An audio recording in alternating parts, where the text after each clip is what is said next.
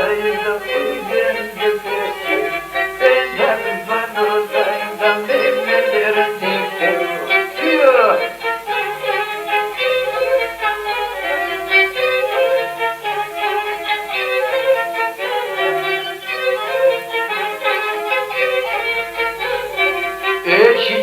Çiçeğim da ben nasıl yeteceğim?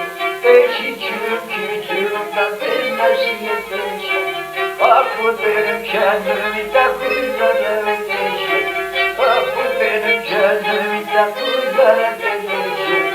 Tüh!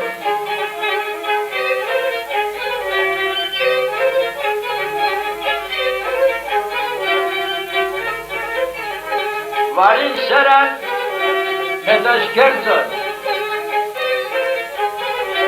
O neydi la la la sevgili